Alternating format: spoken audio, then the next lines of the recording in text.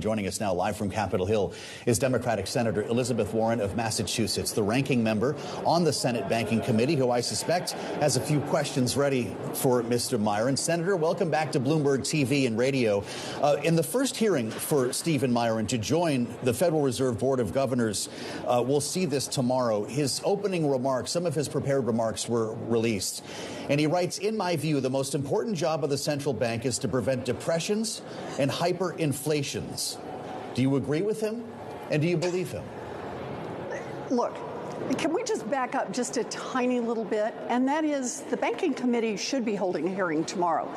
But it should not be a business as usual, let's grease the skids and run through Donald Trump's nominee for the Fed. Instead, we should be having an oversight hearing about Donald Trump's unprecedented attacks on the independence of the Fed.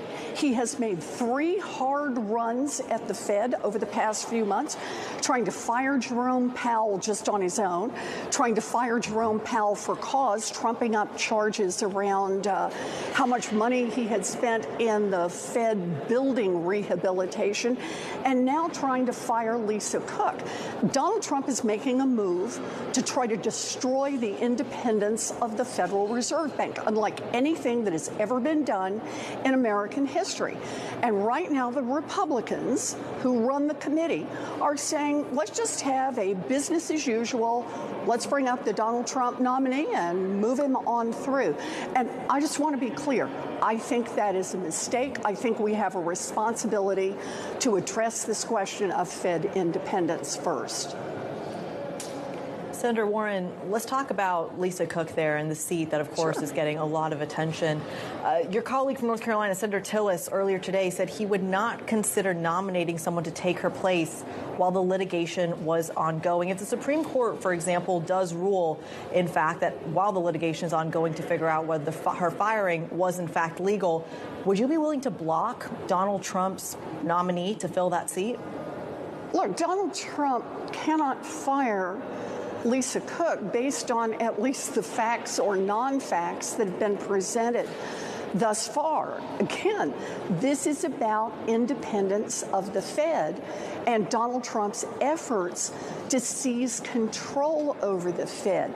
And yes, I would try to block that. And I would think the Republican senators who also care about independence of the Fed would do the same. You know, I just want to remind everyone why we have an independent Fed. And that's true whether you have a Democrat in the White House or a Republican in the White House. You, in theory, have a group of people out there who look at the economic numbers and they make decisions on things like interest rates as best they can based on those numbers, not based on political pressure from the President of the United States. If Donald Trump destroys that, sure, he may be able to get what he wants on interest rates in the short term, but he undermines confidence in the Fed and its decision making and its rate setting. We've seen this before. When autocrats have taken over central bank in places like Turkey, what happens is interest rates shoot through the roof. And that is a real problem for our economy. Everybody has a stake in an independent Fed, and to let Donald Trump just destroy that without even pushing back is a terrible mistake. Senator Warren, I hear you, but if the Supreme Court rules that a nominee can actually take her place, how do you plan on blocking that? Well, I'm in the minority. I understand that. But I would try to persuade my Republican colleagues that it would be a terrible mistake to help Donald Trump, in effect, destroy the independence of the Fed. Look, this is nothing new in the sense that, go back and look at it.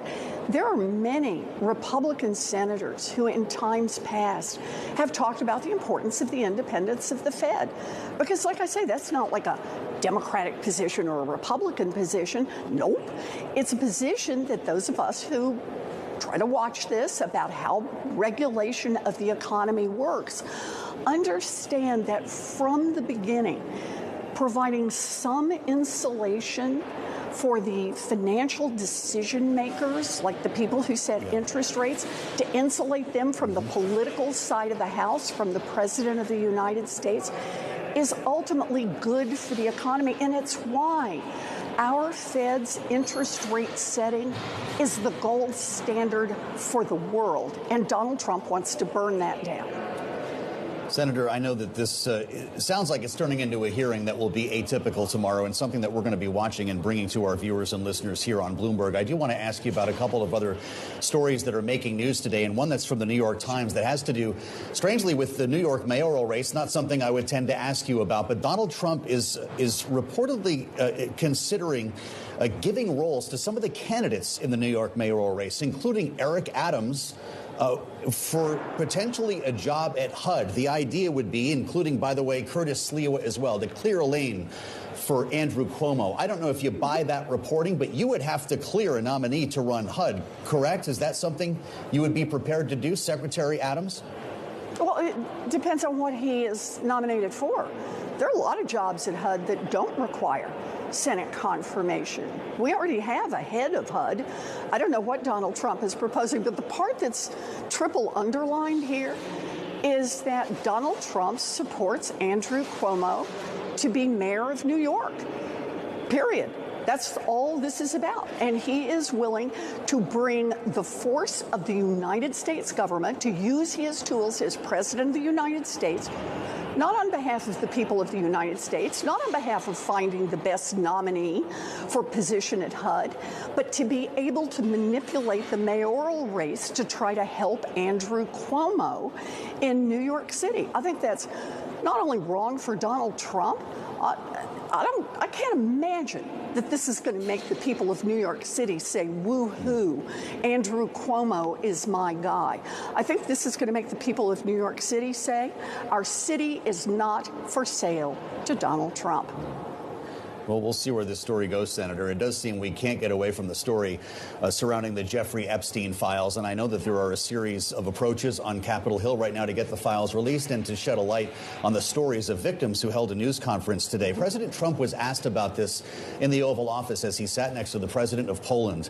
Part of his response was, quote, "It's really a Democrat hoax. I know that no matter what you do, it's going to keep going," unquote. Yeah. Is he right? This is a Democrat hoax? No. Look, this is not the Democrats. This is Donald Trump's own statements when he was running for president of the United States. Go back and play the clips. When he and other Republicans promised that if Donald Trump became president and Republicans were in control, they were going to release all of the Epstein files. So do it. Just do it. And I don't mean release part of them, do a little blackout, a little here, a little there. That's what's keeping this story alive. And you really have to ask yourself, if Donald Trump wants this story to go away, the way to do that is release all of the documents. And if he thinks that's not going to work, what's in those files? Elizabeth Warren, I'm sure we will find out. A final question to you. We're perhaps circling back to where we started, this time on the economy. One of the big criticisms that we know Jay Powell has faced from various members of Washington, including Donald Trump, and I believe from yourself as well, is not cutting interest rates in the face of inflation. It's something Stephen Miron has been talking about quite significantly as well. Can you just explain to our Wall Street audience that's tuning into this program here why rate cuts make sense if there's a risk of exacerbating the impact of Donald Trump's tariffs on inflation?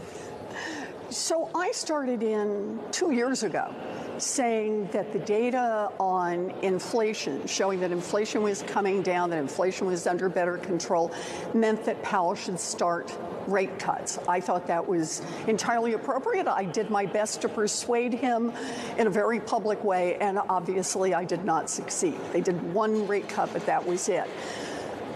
Now what Powell himself said last month was, if Donald Trump had not created so much chaos with the tariffs and what he's done to the economy, that the Fed would have cut rates last February.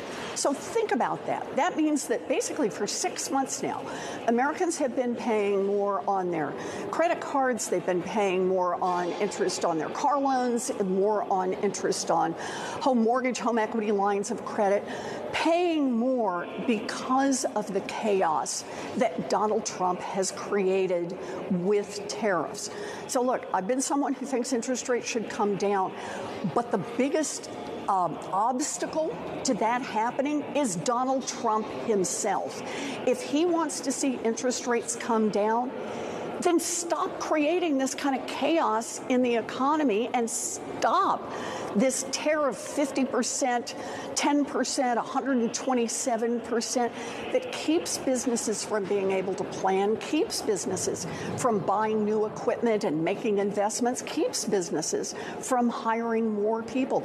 Donald Trump is the #1 reason in America that we do not have a lower interest rate today.